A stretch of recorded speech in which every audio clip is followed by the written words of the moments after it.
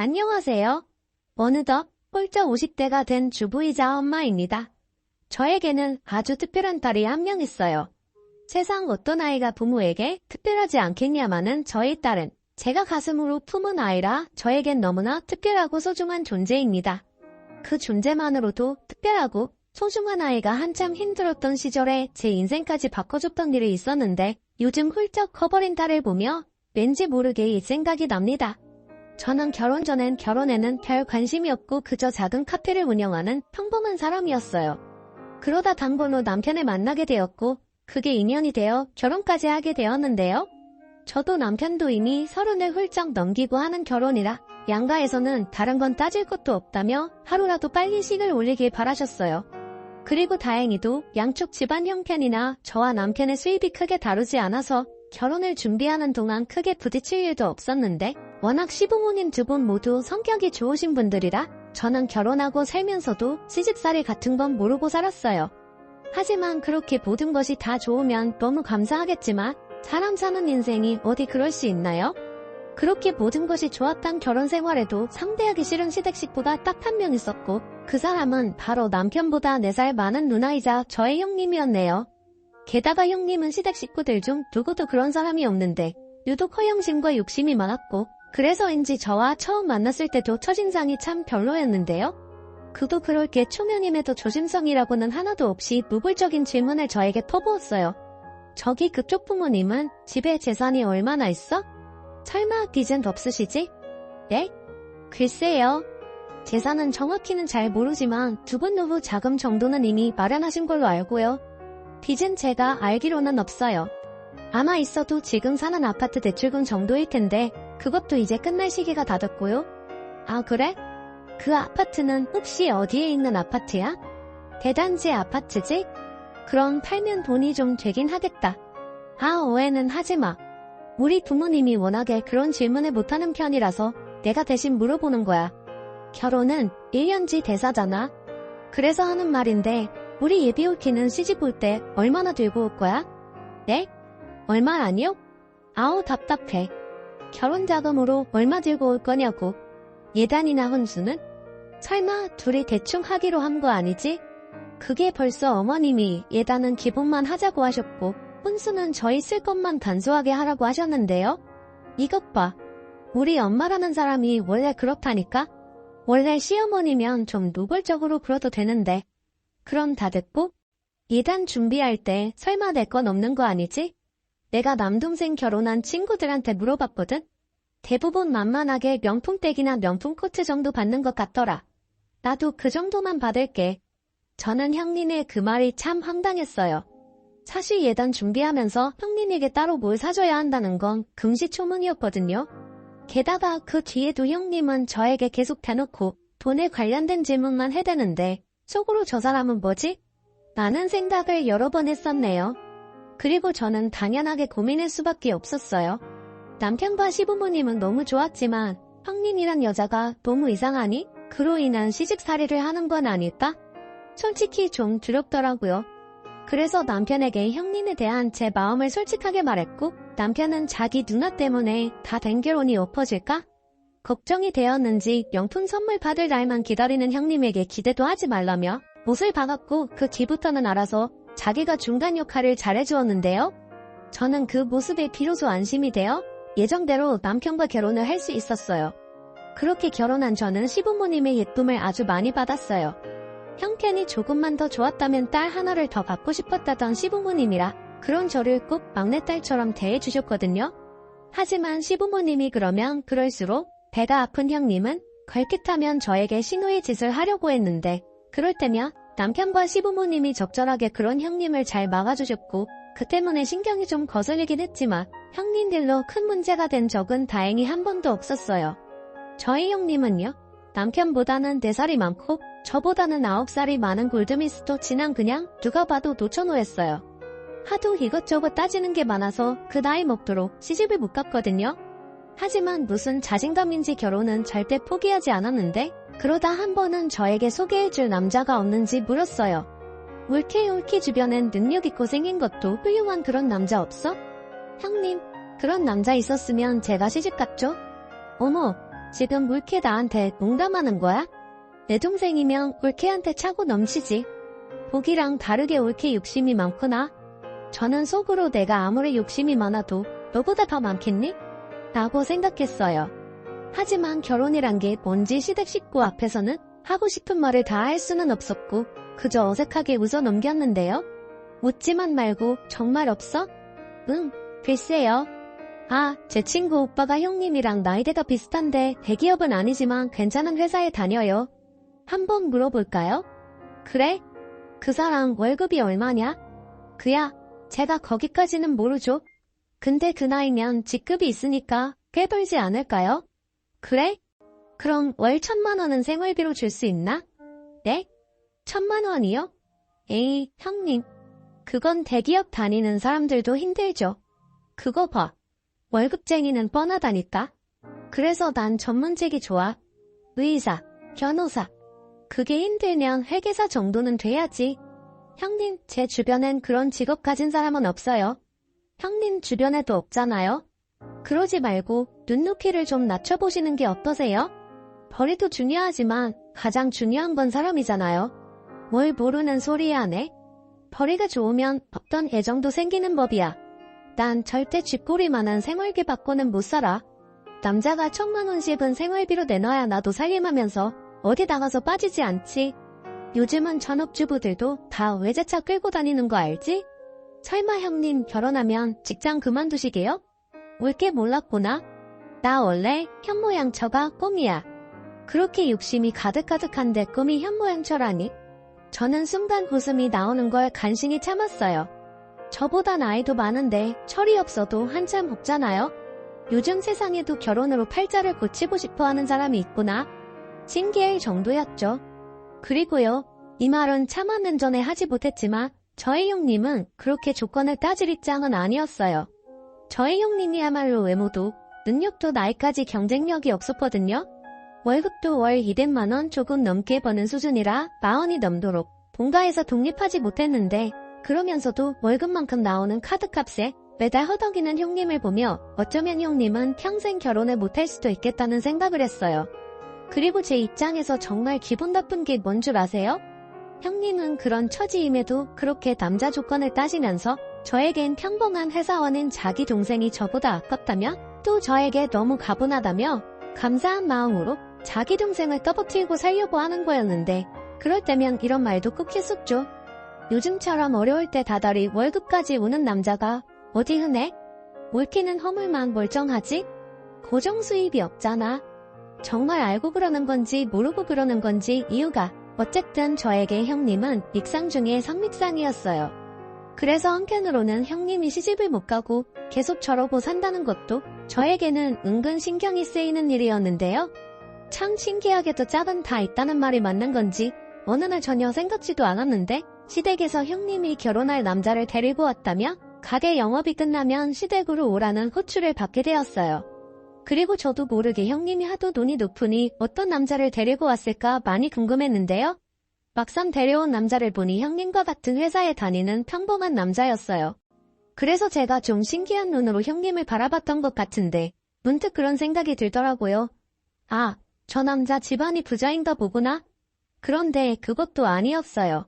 나중에 자기도 민망한지 저에게 형님이 신세 한탄하듯 이렇게 말했거든요.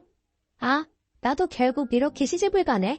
물개 솔직히 아까 고소했지? 아니요. 무슨 그런 말을 하세요. 그리고 인상 참 좋으신데요? 형님도 많이 아끼시는 것 같고요. 사실 그거 하나 보고 하는 거야. 나를 엄청 오래 좋아했거든.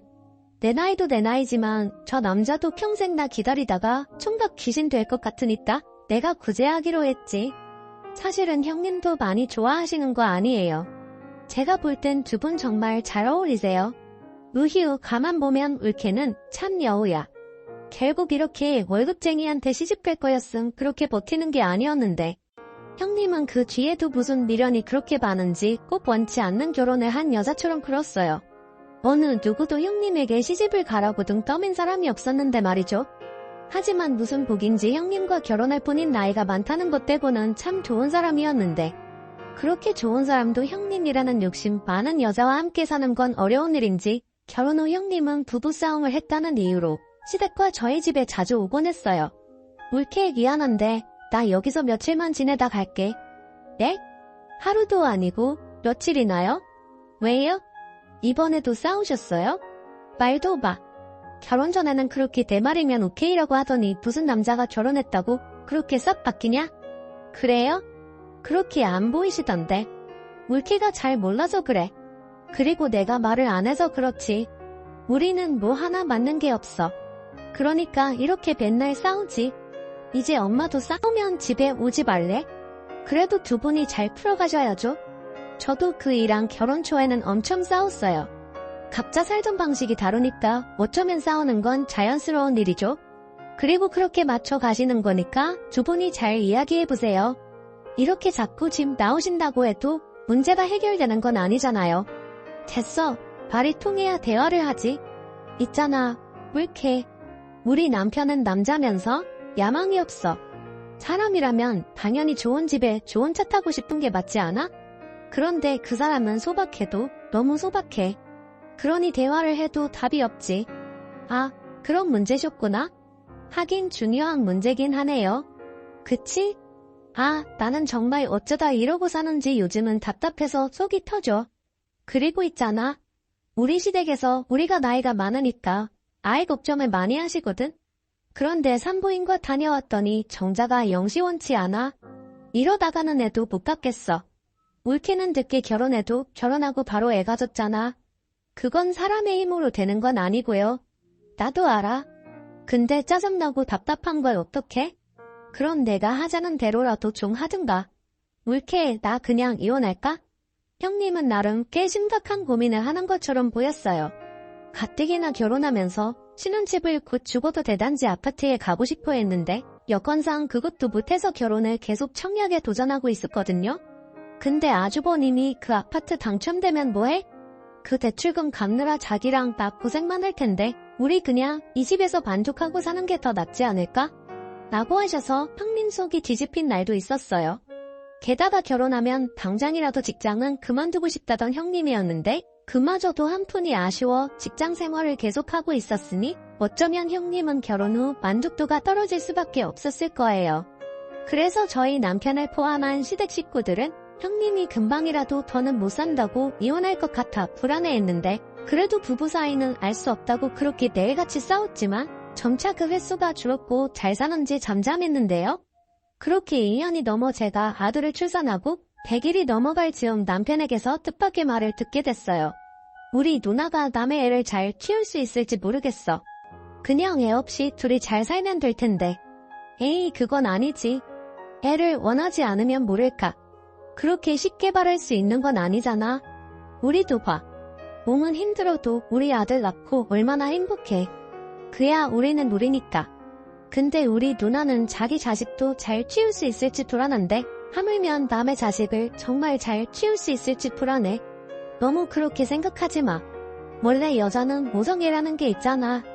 아이 키우면서 형님도 예전하고 많이 달라지실 거야. 솔직히요. 저도 남편과 비슷한 마음이긴 했어요. 하지만 큰 결심을 하신 만큼 형님이 꼭 예전보다는 더 성숙해지길 진심으로 바랬는데 그것도 나중에 알았지만 저의 부질없는 희망사항이었어요. 그리고요 몇 달 후 형님이 입양한 조카를 식구들에게 소개하겠다며 자리를 마련했는데 놀랍게도 형님이 입양한 아이가 생각보다 나이가 있는 7살 여자아이였어요. 보통 입양할 때 보면 신생아는 아니더라도 아기를 입양하는데 정말 의외라고 생각했죠. 그리고 듣기로 저 정도 나이가 있으면 입양 가기가 힘들다고 하는데 그 순간은 형님이 정말 달리 보였어요. 조금 오버해서 존경심까지 생기더라고요. 형님, 저는 정말 놀랐어요. 대단하세요. 보통은 많이 어린 아기를 입양할 텐데 말도 마 친구들이 왜 더 큰 애를 입양하냐고 얼마나 왈가왈부를 하는지 지들이 키워줄 것도 아니면서 말이 많더라고 보통은 그렇게 생각하죠. 저도 당연히 저희 아들이랑 비슷한 아기일 거라고 생각했거든요. 내가 올케를 보니까 갓난애는 너무 힘들 것 같더라. 잠도 못 자고 맨날 안고 있어야 하잖아. 난 절대 못해. 아, 그거였어요. 저는 입양의 기회가 철없는 큰아이를 일부러 선택한 줄 알았는데 실상은 자기가 힘들 것 같아서 수월한 큰아이를 선택한 거더라고요. 하지만 이유가 어쨌든 형님의 선택으로 저는 조카가 생겼고 조카는 눈치를 좀 보는 것이 안타까웠지만 예의도 바르고 야무진 아이였어요. 원래 제가 아들도 좋지만 딸을 갖고 싶었거든요. 그래서 저는 조카 아이가 반갑고 왠지 모르게 정해갔어요. 그렇게 아이를 입양한 형님들은 몇 달 뒤 좋은 소식이 들려왔는데 시어머니 말씀으로 그렇게 바라던 청력에 당첨이 되었다고 하셨어요. 결국 형님은 아이도 갖고 원하는 아파트까지 가지게 된 건데 이쯤이면 모든 게 형님이 원하는 대로 흘러가는 것처럼 보였어요. 그런데 그렇게 이젠 걱정할 것이 없어 보이는 딸이었는데 시어머니는 뭐가 자꾸 마음에 쓰이는지 한숨을 쉬는 날이 늘었고 꼭 아파트 계약금 같은 금전적인 것이 마음에 쓰여 그러신가 저도 슬슬 걱정이 되었는데요. 당첨되는 게 그렇게 어렵다며? 그래서 내가 우정이한테 슬쩍 물어봤거든. 그랬더니 입양한 민지 있어서 그렇게 된 거라고 하더라고. 애 없이 둘만 있었으면 어려웠을 거래. 아, 듣고 보니 그럴 수도 있을 것 같네요. 설마 우정이 그거 아파트 청력 때문에 민지 입양한 건 아니겠지? 에이 설마요. 아닐 거예요. 아무리 아파트에 가고 싶어도 누가 그것 때문에 애를 입양해요. 말도 안 돼요. 그리고 입양하는 건 멋있나요? 형님 보니까 기간도 오래 걸리고 엄청 복잡하던데요? 그렇지? 내가 괜한 오바하는 거지? 네, 절대 아니에요. 그래, 내가 아니라고 하니까 내 속이 다 시원하다. 내 딸이 좀 철이 없어도 그 정도로 한심하진 않을 거야. 맞다, 고맙다. 내 덕에 오늘 밤은 발 뻗고 잘 수 있을 것 같아. 저는 시어머니 말을 듣고 정말 깜짝 놀랐어요. 아무리 저희 형님이 욕심이 많다고 해도 사람이라면 그게 할 짓은 아니잖아요. 제가 비록 형님을 별로 좋아하지 않지만 그건 정말 아닐 거라고 믿어 의심치 않았어요. 하지만 그런 믿음도 이상하리만큼 딱딱 떨어지는 아파트 위치며 입양 시기 그런 것들 때문에 흔들리기도 했는데 정말 그것만큼은 아니길 바랬어요. 그렇게 3년이 흘렀고 형님은 그렇게 기다려던 아파트에 입주를 하셨어요. 그리고 시간이 흐른 만큼 저희 아들과 형님의 딸도 그제 제법 컸는데요. 무엇보다 형님의 딸이 의젓한 초등학교 3학년이 되어 외숙모인 제가 언제 저렇게 컸나 싶을 때가 많았어요. 사실 그 3년 동안 형님이 바쁜 날엔 조카 아이는 대부분 저희 집에 있었거든요.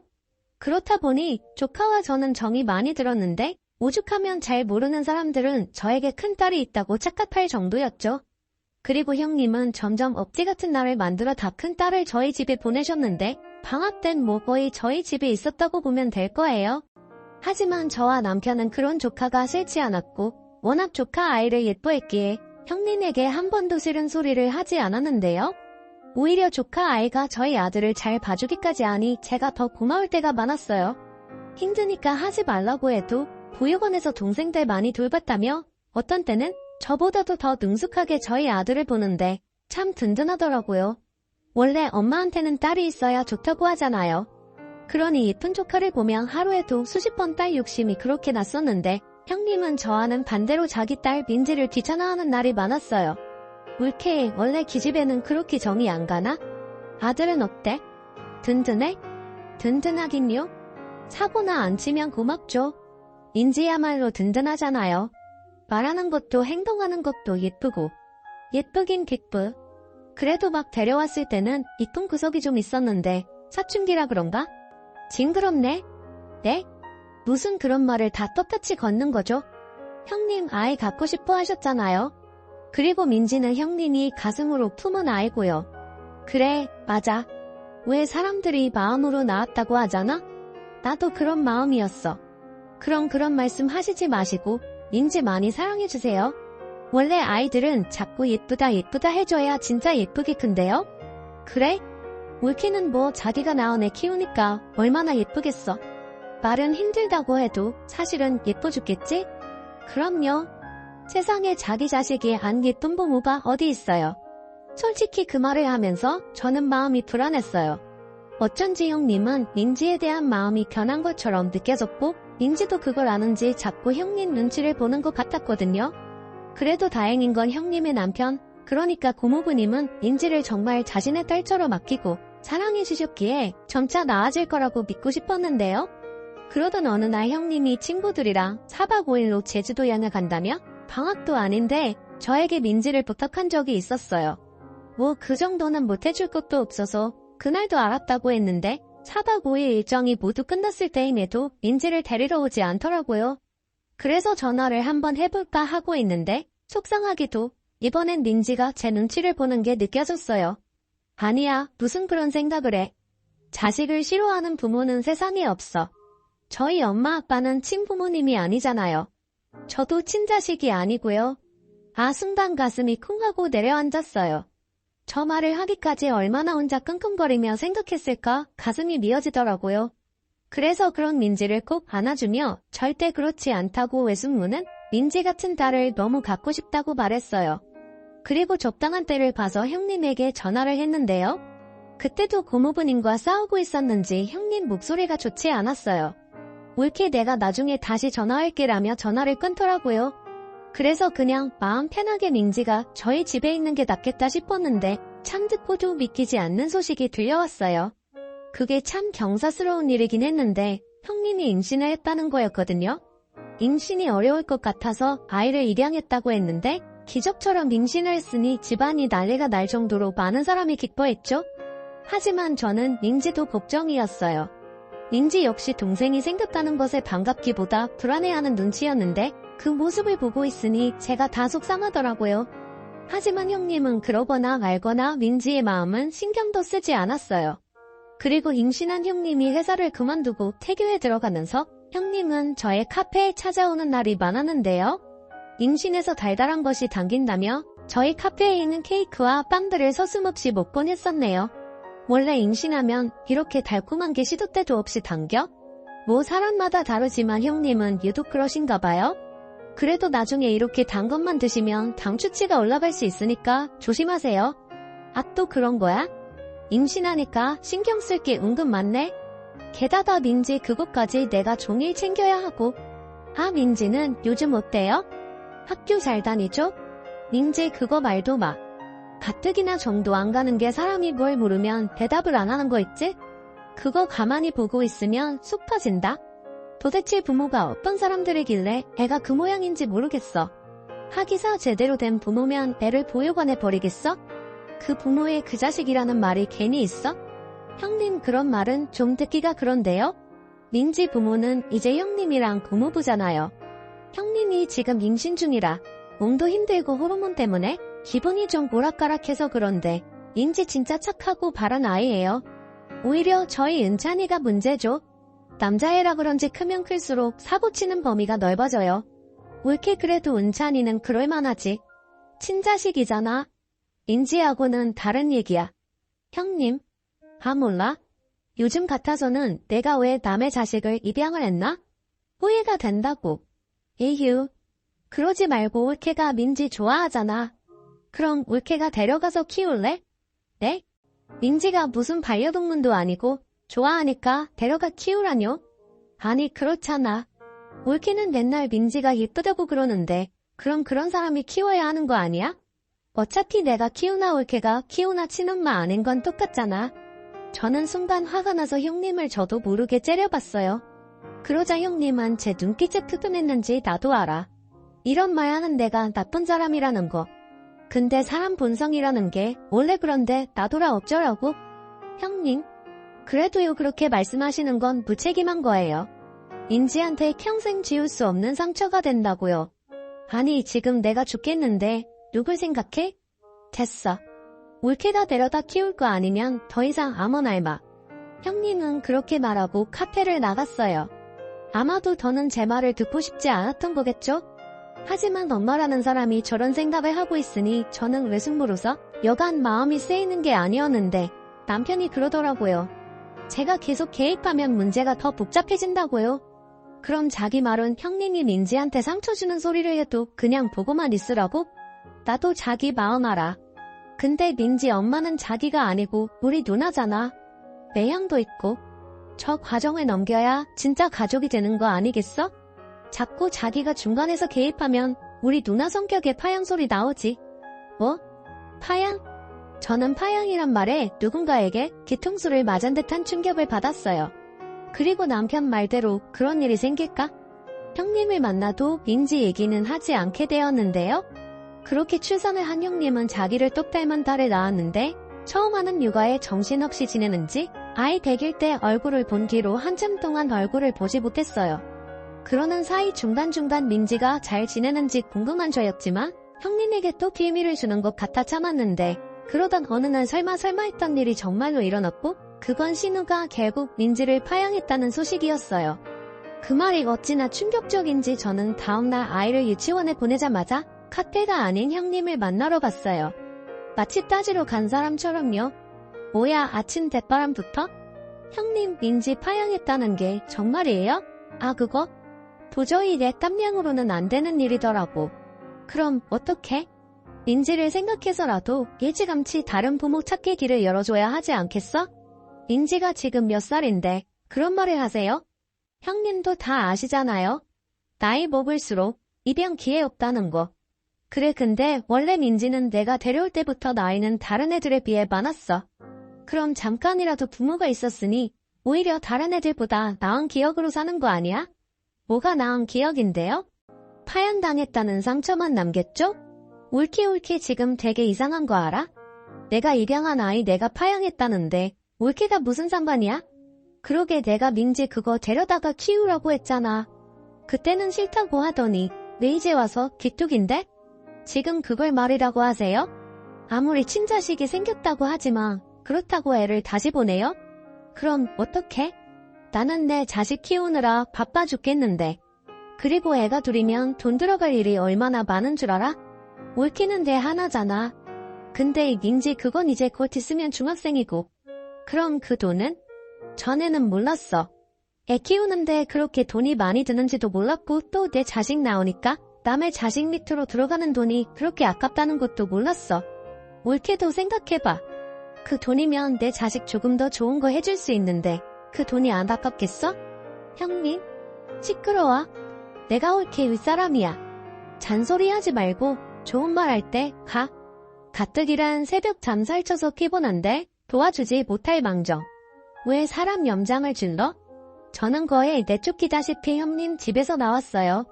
그리고 집으로 돌아가는 내내 민지 생각이 나서 울고 말았는데요. 외숙모이자 어른으로서 지켜주지 못한 미안함이 저를 너무 힘들게 했어요. 그리고 큰 결심을 하기까지 굉장히 많은 고민을 하고 있을 때였는데 그것도 늦은 저녁에 초인종이 울리더군요. 그리고는 현관문을 연 남편은 많이 놀랐는지 큰 소리로 저를 불렀어요. 그리고는 외숙모? 민지야, 너 여기 어떻게 왔어? 저는 놀라 한 걸음에 현관으로 갔는데 마음 아프게 아이는 맨발로 저희 집을 찾아왔더라고요. 신발은 어쩌고 이러고 왔어? 저는 거기 있고 싶지 않아서 도망 나왔어요. 처음엔 집에 가려고 했는데 아무래도 거기. 민지는 차마 뒷말을 잊지 못했어요. 하지만 전 알았죠. 민지가 하지 못한 그 말을 이미 들은 것처럼 다 알 수가 있더라고요. 그래서 그냥 민지를 제 품에 꼭 안았어요. 잘 왔다고, 외숙모도 보고 싶었다고요. 그랬더니 다 컸다고 생각한 민지가 제 품에서 그제야 엉엉 소리를 내며 울었어요. 얼마나 마음이 아팠고 또 얼마나 참았을까? 저도 울었어요. 그러니 저희 아들도 또 제 남편도 눈물이 터지고 말았는데 그렇게 저는 민지를 조카가 아닌 딸로 품기로 마음을 먹었어요. 사실 그 고민을 하고 있었거든요. 그래서 민지를 정식으로 저희 딸로 입양하기 전에 형님에게 이 사실을 말했는데 형님은 그러거나 말거나라며 제 말을 들으려 하지도 않았고 저 역시 민지를 형님과 만나게 하지 않겠다는 다짐으로 그 복잡한 입양 절차를 모두 마쳤답니다. 워낙 같은 집 사람에게 파양이 된 거라 보육원에서는 제가 민지를 입양하는 것을 반기지 않았어요. 아이에게 상처가 될 거라고요. 하지만 그 누구보다 민지가 제 딸이 되는 것을 원했고 그렇게 저와 민지는 서로가 서로를 간절히 원해 모녀의 연을 맺게 되었는데요. 형님은 그렇게 말은 했지만 캥기는 마음이 있었는지 아직 돌도 되지 않은 아이를 데리고 좋은 환경에서 애를 키우겠다며 캐나다로 이민을 가버렸어요. 저와 민지에게는 고마운 일이었죠. 그렇게 정식으로 가족이 된 민지는 전에 없던 밝은 아이가 되었어요. 시부모님도 당신 딸이 한 짓이 있으니 민지에게 늘 미안한 마음이셨고 그래서인지 다달이 저에게 민지 교육비에 보태라며 얼마의 돈을 주셨는데 처음엔 거절할까 하다가 민지가 이 사실을 알면 더 나을 것 같아서 저는 그 돈을 갖고 민지가 다니고 싶어 하던 피아노 학원을 보내줬어요. 민지야, 피아노 학원은 할머니 할아버지가 보내주시는 거야.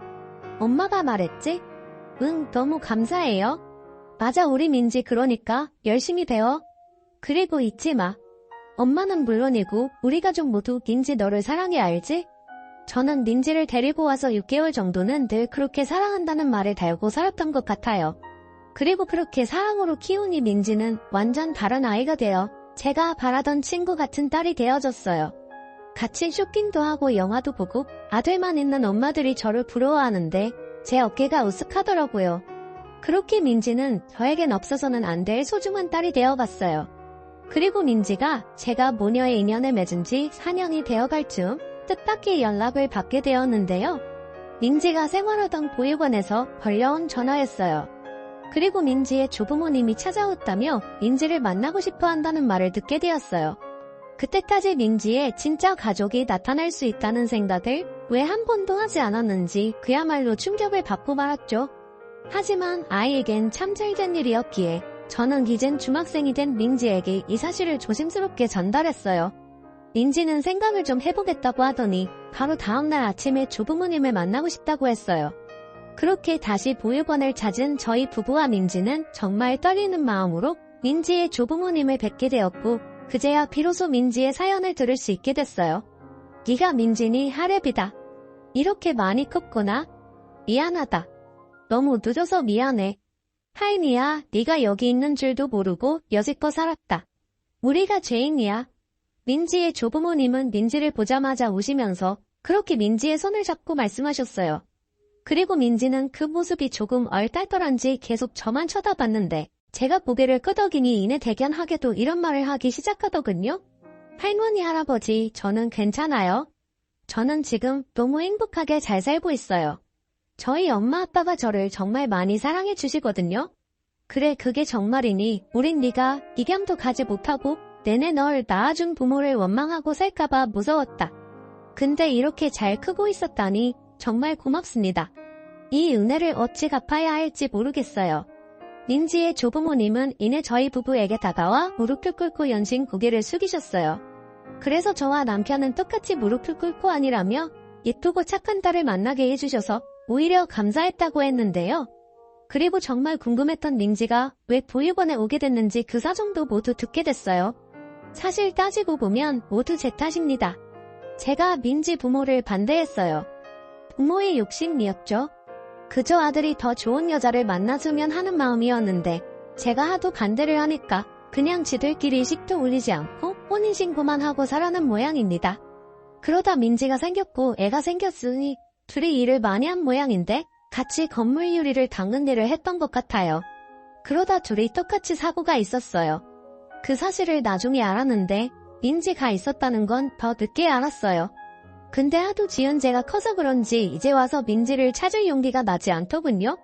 사실 그때는 찾으면 금방 찾을 수 있을 거라고 생각했거든요.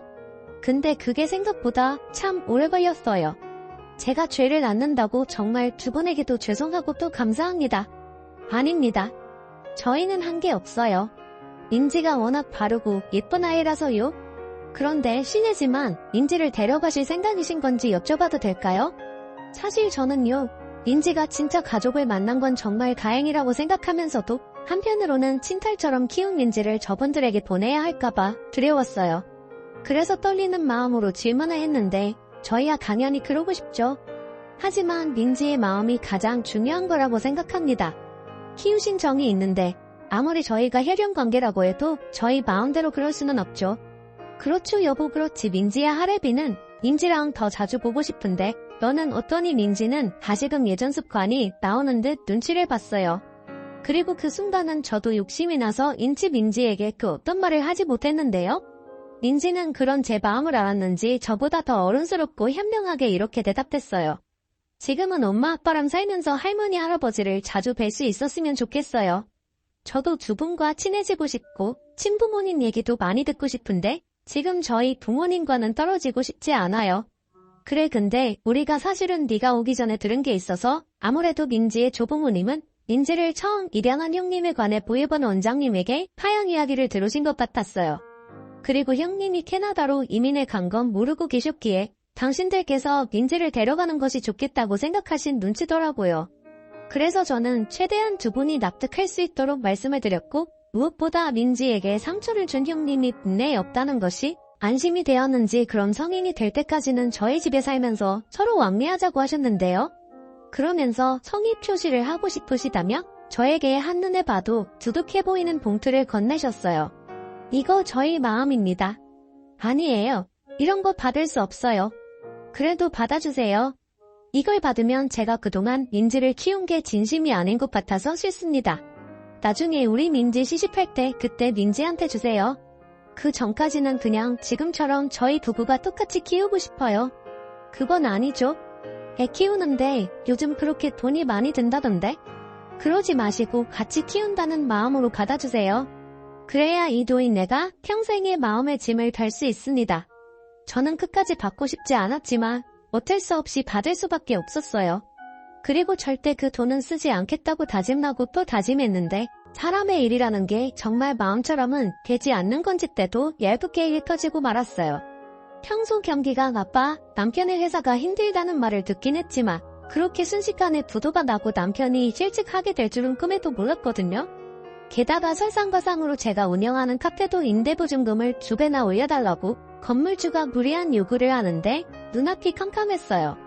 그래서 당장 집을 줄여 이사를 가고 그 돈으로 남편과 저 둘의 식당이라도 해야 하지 않을까. 저희 부부는 밤마다 그렇게 심각한 상의를 했는데 민지가 새벽에 했던 저희의 대화를 어쩌다가 들은 모양이었어요. 그리고 며칠 뒤 제가 운영하는 카페로 먼저 봤던 민지 할아버님이 찾아오셨는데요. 민지에게 들었다면서 저에게 문서 하나를 건네주시더라고요. 이게 뭔가요? 크진 않는데 내가 산박 건물이 있어요. 마침 계약이 끝난 가게가 있어서 거기를 민지 엄마한테 주고 싶어서요. 네, 저한테요. 싫어요. 괜찮습니다. 사정 다 들었습니다. 아직 어린 아들도 있는데 그러지 마시고 받아주세요. 노인네가 살면 얼마나 삽니까? 그날 저희 아내도 집에 가서 두 분 내외가 너무 좋으신 분들이라고 얼마나 울었는지 몰라요. 저희는 이제 남은 자식도 없고 킥줄이라고 민지 하는데 이제라도 다 주고 싶어요. 그럼 민지한테 주세요. 민지는 당연히 받을 자격이 있지만 저는 아니죠. 아니요, 민지를 친자식처럼 키워준 민지의 엄마도 저한테는 자식입니다. 그래서 내친 김에 아파트도 한 채 마련했는데 아무래도 지내시는 곳이 좀 평수가 작은 것 같아서요. 아니, 이러시면 제가 너무 곤란한데요. 아파트는 정말 괜찮습니다. 작아도 저희 사는데 지장이 없어요. 네, 압니다. 그냥 제 마음이에요. 제 자식에게는 주지 못했지만 그 마음을 이렇게라도 베풀고 싶네요. 사양하지 마시고 다 민지 거라고 생각하시고 받으세요. 그래야 제가 더 당당하게 민지를 볼 수 있습니다. 우리 아내가 가게랑 아파트는 꼭 주고 오라고 신신당부를 했어요. 저는 염치 없게도 끝까지 마다하지 못했어요. 제 코가 석자인 것도 무시할 수 없었지만 무엇보다 너무나도 절절하게 진심이 느껴져서 받지 않을 수가 없었거든요. 그렇게 저는 민지 덕에 막막했던 고비를 무사히 넘길 수 있었어요. 아니, 누가 보면 로또라도 맞은 거 아니냐고 할 정도로 저희의 생활은 완전히 바뀌었는데요. 민지 할아버님이 와서 장사를 하라고 주신 가게는 제가 운영하던 카페에 비하면 커도 너무 컸어요. 게다가 자리도 너무 좋아서 장사도 정말 잘 되는데요. 남편과 함께 카페를 운영하는 건데 또 예전에 둘이 벌었던 수입의 몇 대를 한 달에 벌 수 있었죠. 이사반 아파트는 내가 언제 이런데 살아볼 수 있을까 할 정도로 입이 떡 벌어지는 최고급 프리미엄 대단지 아파트였어요. 참 죄송하고 감사했는데 알고 보니 같은 아파트에 두 분이 살고 계시더라고요. 서로 자주 왕래하며 지내자는 마음으로 저희에게 아파트를 사주신 거라며 웃으시는데 그냥 앞으로 민지에게 또 민지의 조부모님에게 잘하는 마음으로 보답하자는 생각을 했어요. 그렇게 시간은 또 흘렀어요. 그리고 민지가 18살이 되었으래 명예모지 않았으면 했던 형님이 한국으로 돌아왔어요. 시부모님에게 민지의 이야기를 들었는지 저희 가게에 찾아왔는데요. 옳게 잘 지냈어? 어머 세상에, 가게 정말 좋다. 형님 오셨어요. 죄송해요. 바빠서 오신 줄 알면서도 연락도 못 드렸네요. 그건 됐고 민지 가족 찾았다며? 엄청 부자라던데 맞아? 이 가게도 그분이 주신 거야. 그리고 또 뭐 받았어? 네, 그게 근데 왜 궁금하세요? 왜긴 원래 엄마는 나였잖아. 사실은 이게 다 원래 내 건데 내가 안 궁금하겠어? 형님 민지 정 안 간다고 파야 한 거? 벌써 잊으셨어요. 그래놓고 제가 뭐 받았는지는 궁금하시고요?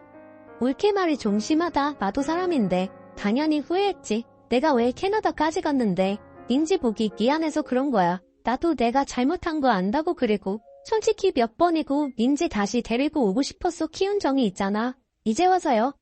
형님 정말 낯짝도 두껍네요. 일체가 뭐 좀 많이 받은 것 같더니 배가 아프세요.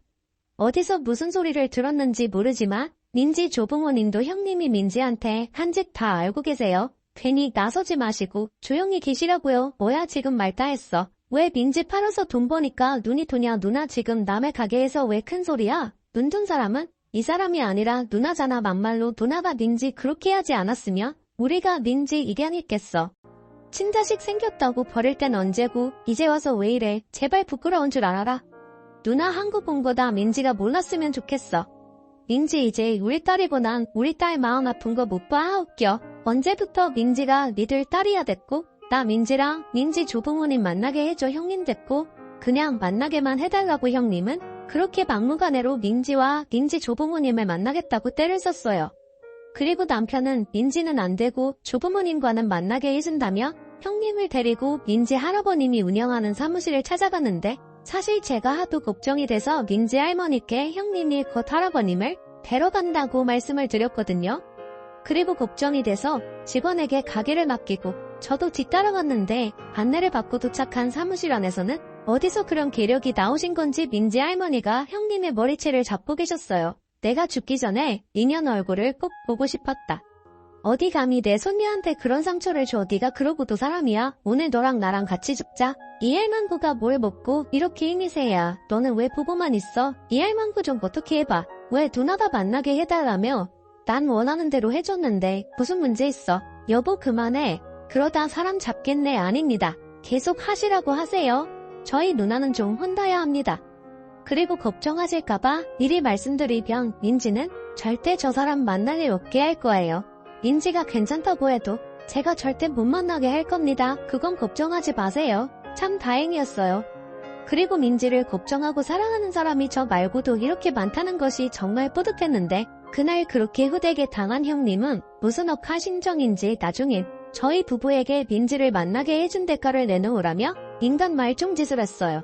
결국 저희 부부는 형님과 연을 끊기로 했고 시부모님도 아무리 당신의 딸이지만 한심하다며 다시 보지 말자고 집에서 내쫓았다. 뭐 하셨는데요? 나중에 알고 보니 형님이 갑자기 한국에 혼자 돌아온 이유가 따로 있었어요. 글쎄 형님은 캐나다에서 돈 많은 남자를 꼬셔 남편을 갈아치우려고 수작을 부리다 그걸 제대로 걸려서 이혼을 당했더라고요. 가뜩이나 욕심도 많고 인성도 별로인 형님과 사는 것이 힘들었던 아주버님이었는데 이번엔 아주 단단히 마음을 먹은 것 같았어요. 그래서 애는 당신이 키운다며 형님을 빈털터리로 내쫓은 것 같은데 지푸라기라도 잡고 싶은 심정은 알겠으나 엄한 곳에 쏟아서 결국 가족들에게 외면을 받는 신세가 된 거예요. 그러게 왜 그렇게 인생을 한심하게 사는지 보는 제가 정말 답답합니다. 저런 사람도 나중엔 정신을 차리는 날이 오기는 할까요? 저는 원래 사람은 변하지 않고 고쳐 쓰는 것도 아니라는 생각을 하는 사람이라 형님이 정신을 차린다고 해도 절대 다시 보고 싶은 마음은 없어요. 제 인생에 만난 사람 중 형님이 최악의 사람이거든요. 그래서 부디 이 글을 쓰는 지금도 형님을 다시 보고 싶은 마음은 추워도 없어요. 그저 남편에게 키에나 끼치지 않고 살았으면 좋겠다는 마음입니다. 아직도 민지는 저희 부부와 함께 지내고 있어요. 올해로 대학 졸업반인데 아직 취업이 되지 않아서 걱정이 한가득 되더라고요. 아직 시간도 많고 그렇게 조급할 필요는 없는데 이제 정말 민지가 저의 품을 떠나는 날이 다가오긴 하나 봐요. 원래 부모는 자식이 자립하는 그날까지 품을 수 있는 거라고 하던데 자식은 왜 이렇게 빨리 커버리는 걸까요? 저희 부모님도 같은 마음이셨겠죠. 언젠가 우리 딸이 결혼하고 부모가 되었을 때 저희 딸도 제 생각을 꼭 해주길 바라며 저의 이야기를 여기서 마치도록 할게요. 지금까지 저희 긴 사연 들어주셔서 대단히 감사합니다. 언제나 건강하시고 매일매일이 행복하시길 진심으로 바랄게요.